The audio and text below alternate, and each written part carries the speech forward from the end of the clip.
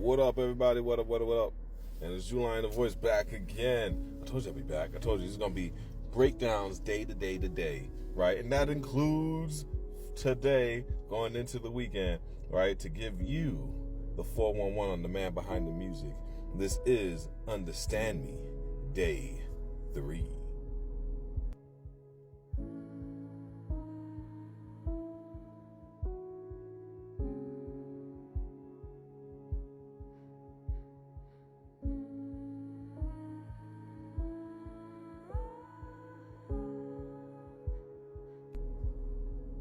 All right, so back into it, and today's topic is going to cover something very important, right? Artistic edge.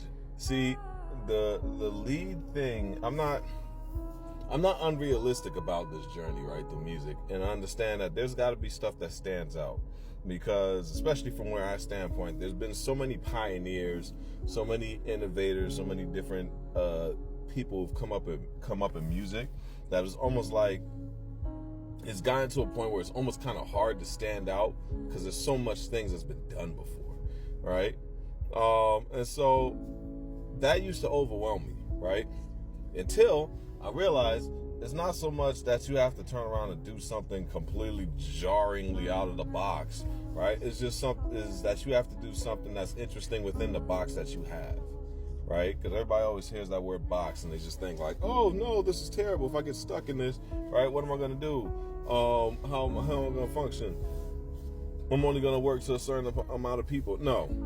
You see, because you can make the parameters within that box however you want it to be, right? You're not just because it's a box doesn't mean you're limited to the space that's in there, right? There's many things you can do within that space. It's just however you do it, right? And so that I bring that up because that's how I operate, right? So I said it before, right?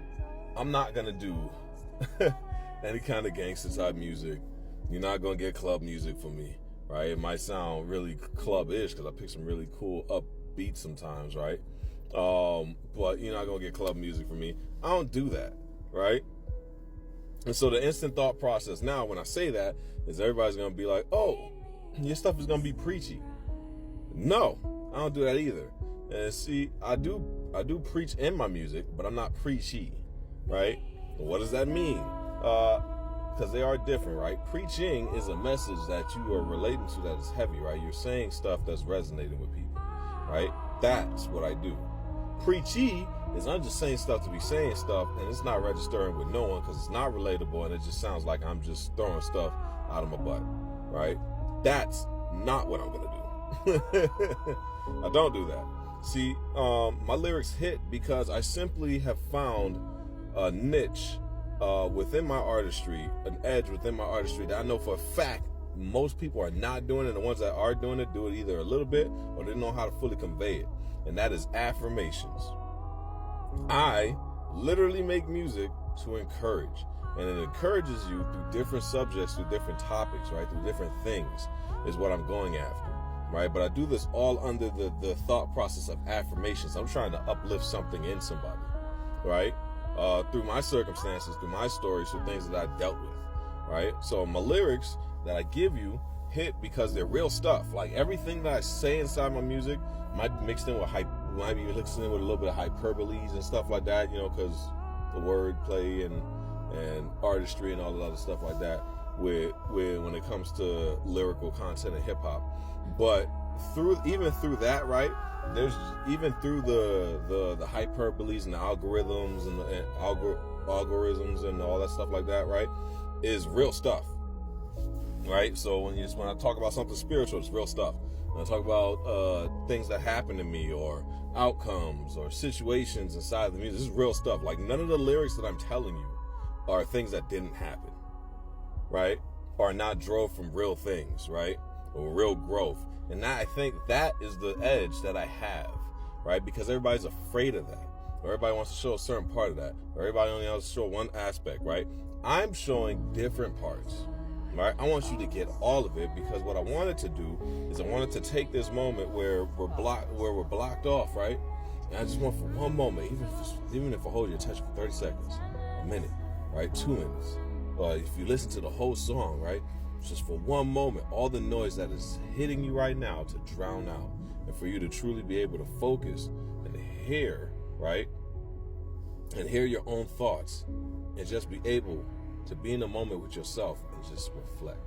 Just think, whatever the song is, whether you're turning around and listening to Last Man Standing, and I'm turning around and speaking to you about the importance about staying true to yourself to the very end, because everybody else will turn around and try and fall off and eventually join the crowd. But if you stay with it long enough, right, you'll break through. Or whether you're listening to In the Deep End, where I'm just talking about the voices itself, right, all the doubt, all the fear, right, and just dealing with that and shutting those voices up, right, and finding out how to get out of the maze that we're in, right. But just for a moment, to turn around and sit there, hear it, piece together the stuff that's going on, take a moment to be with yourself, just breathe, right.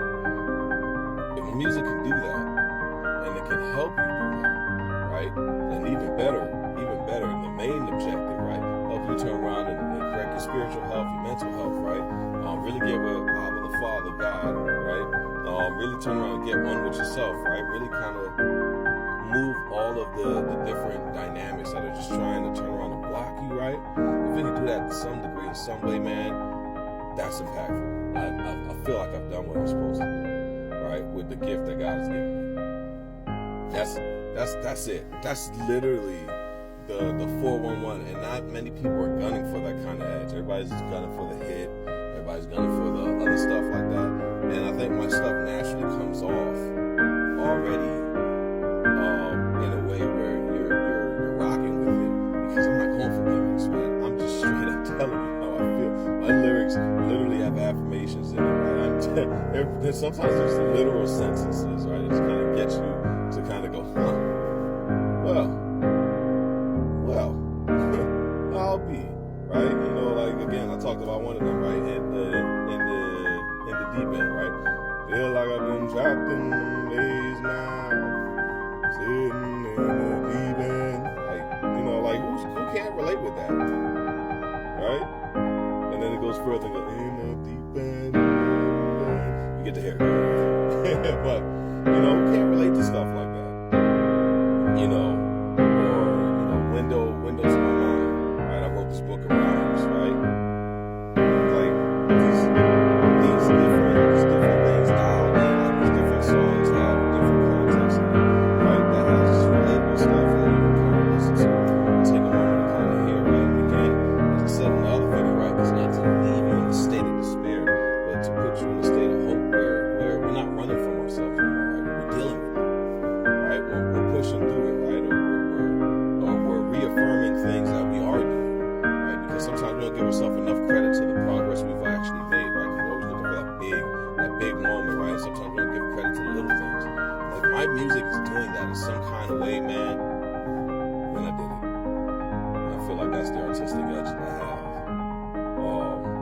Authenticity is always going to win at the end of the day. Just like Kendrick Lamar. But it's going to win at the end of the day, because at the end of the day, people just want something that really speaks to them, right? And I feel like music has forgotten that timeless moment of music that speaks to the soul and the heart, rather than to pockets, merchant, and executive behind our backs, right? Thankfully, I don't got to worry about any of that stuff. So I'm going to give it to you authentically as I can every time. And so I appreciate you for listening to my TED Talk. No, I'm just kidding. I'm joking. But it's been another Understand Me, Day 3, and I'll catch you on the next one. Peace, peace, peace.